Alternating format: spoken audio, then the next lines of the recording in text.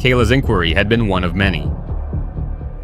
The IP address traced to a public library in downtown Cleveland, 40 minutes north of Akron. Library security footage from the dates the emails were sent showed a man wearing a baseball cap and sunglasses using one of the public computers. The angle was poor. Facial recognition was impossible. But investigators caught a break. One email response had included a phone number. That number had called Kayla twice. Once to confirm the meeting. Once to provide directions. Cell tower triangulation placed that phone in the same area where Emmanuel Okafor lived. September 26, 2019, 6:03 a.m. A tactical team surrounded a modest two-story home in a quiet residential neighborhood on the west side of Akron. Emmanuel Okafor answered the door in pajamas. He appeared confused, cooperative. He stated he'd been home all evening the night before. His wife confirmed this. His 3 children, ages 7, 9, and 11, were getting ready for school. Okafor denied knowing anyone named Kayla Brennan. He denied posting any job listings. He denied renting any storage units. He agreed to come to the station voluntarily. He agreed to answer questions. He did not ask for a lawyer. The interrogation lasted 11 hours. Emmanuel Okafor was calm, polite. He maintained eye contact. He answered every question with measured precision. He worked nights at Akron General Hospital. He'd been in the country since 2007. He had a clean record. No arrests. No complaints. His immigration status was legal. His job history was stable. But his story had holes. He claimed he'd been home on September 24th. His wife supported this, but cell phone records showed his phone pinging near the storage facility that afternoon. He claimed he didn't own a white Dodge van, but DMV records showed he'd purchased one 3 months earlier. Cash transaction, private sale. He claimed he'd never been to Secure Storage Solutions, but his credit card showed a charge for unit rental supplies purchased at a hardware store 2 miles from the facility. At 11:02 p.m., Okafor asked for a lawyer. The interrogation stopped. September 27, 2019. A search warrant was executed on Okafor's property. The white Dodge van was parked in the detached garage behind the house. The interior had been recently cleaned, bleach residue.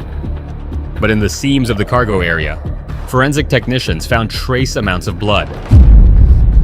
DNA testing would take weeks, but investigators already knew. The garage contained something else, a workbench with power tools, zip ties, duct tape, heavy-duty plastic sheeting, a set of restraints. None of this was illegal to possess. All of it was deeply suspicious.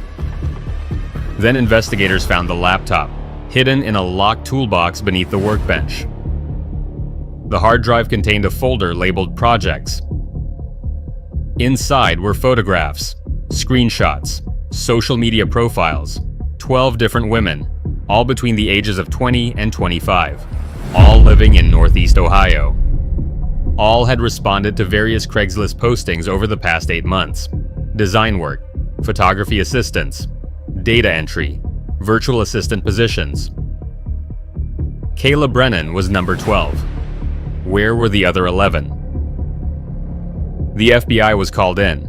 The case was no longer a single missing person investigation. This was a serial abduction. Special Agent Nicole Chen took lead. Her team began the process of identifying and locating the 11 other women in the photographs. 3 were found alive within 48 hours. They'd responded to Okafor's ads but had gotten suspicious before meeting in person.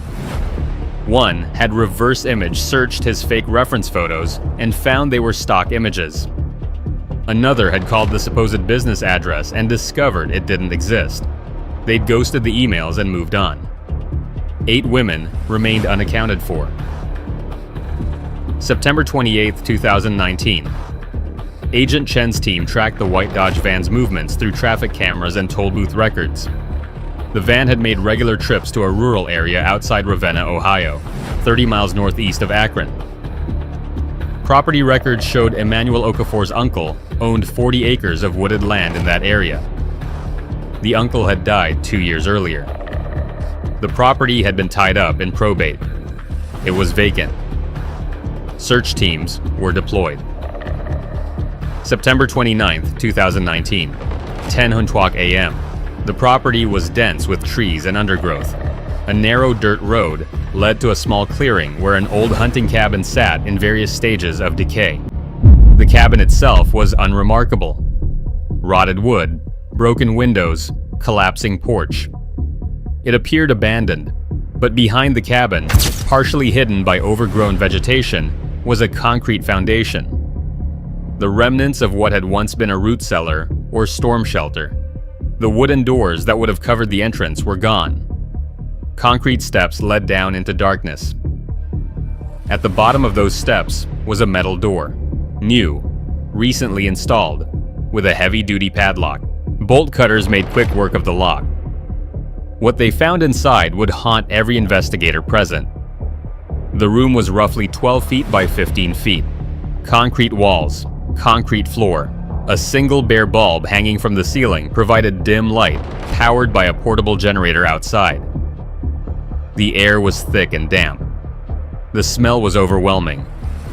Human waste, sweat, fear. In the corner, chained to a metal ring bolted into the wall, was a woman. Emaciated, filthy. Her hair was matted. Her clothes were torn. She was conscious, but unresponsive. When paramedics approached, she didn't react. She didn't speak. She didn't move. Her name was Kayla Brennan. She had been in that room for 5 days. But Kayla was not alone. There were 2 others, both women, both chained, both in similar states of physical deterioration. One was later identified as Lauren Mitchell, 23, missing for 3 months. The other was Brittany Vance, 24, missing for 6 months. Both had responded to online job postings. Both had met Emmanuel Okafor at various locations: a park, a coffee shop, another storage facility. Both had been promised cash-paying freelance work. Both had been drugged, abducted, held. Medical exams revealed signs of prolonged physical abuse, malnutrition, dehydration, infection, psychological trauma so severe that none of the women could provide coherent statements for days.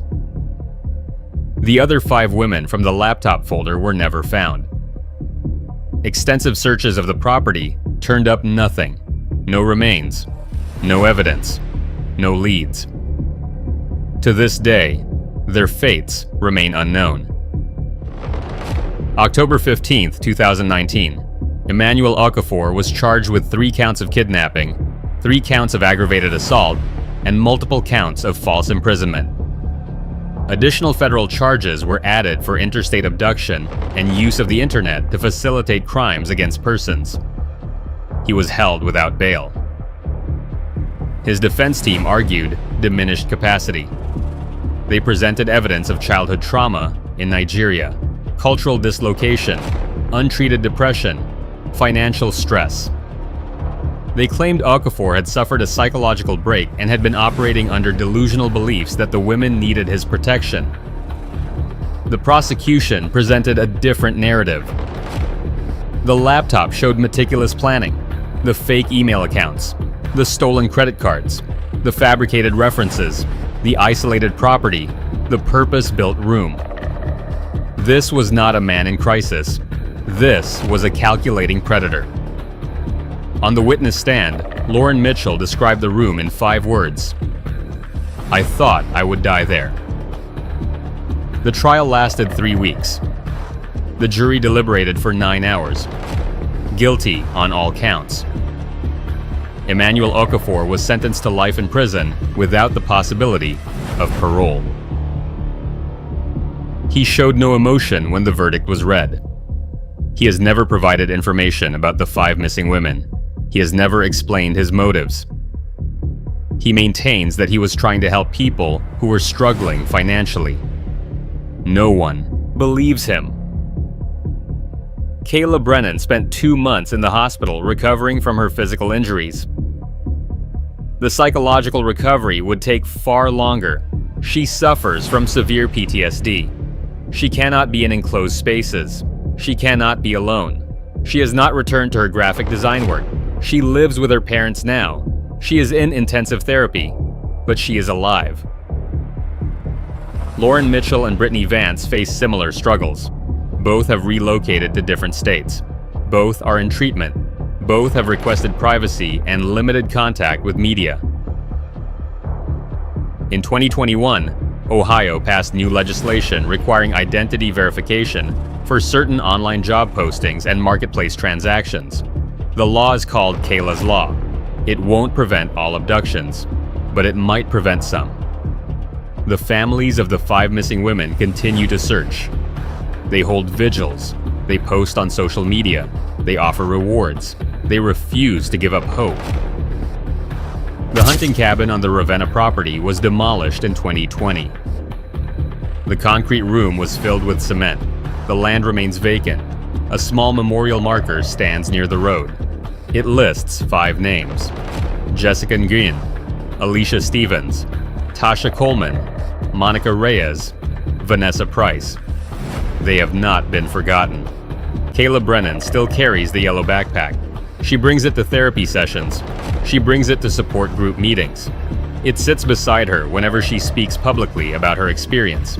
Inside are the same items from that day: her laptop, her portfolio, her resume. Those belong to her. They always have.